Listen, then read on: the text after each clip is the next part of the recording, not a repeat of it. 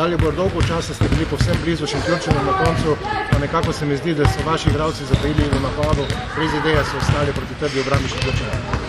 Ja, ne bom rekel, da smo ostali brez ideje. Lahko pa povem to, da smo se res celo tekmo borili in da smo na osnovah košarke tekmo izgubili.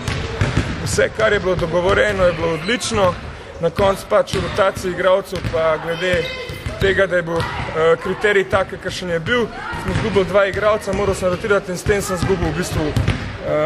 Nisem mogel pač na koncu zadnjih 5 minut odigrati tekme, ker je enostavno koncentracija sape zmanjkala in je bilo konc. Zaradi tega tudi nismo imeli ideje, se je izkazalo, da nismo imeli ideje niti v napadu zadnjih 5 minut in v obrambi 3-4 poštartane žoge, 2 kontranapada in je bila tekma rešena.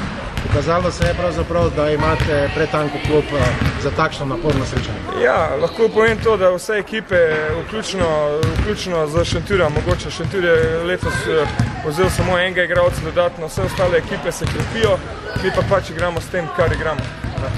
8 zmag, vse še ni zamujeno? Ja, zaenkrat je rezultat, glede na vse skrb, je rezultat kar v redu, mislim. Ampak bomo videli, mi smo borili naprej, zdaj naslednjo tekmo imamo doma Parkle, tako da upam srčno borbo, tako kot zdaj, pa upam, da bomo imeli tudi malo športne sreče, ki jo na zadnji tekmi, na domači tekmi pred Laškom nismo imeli in smo pač izgubili za 1 točko.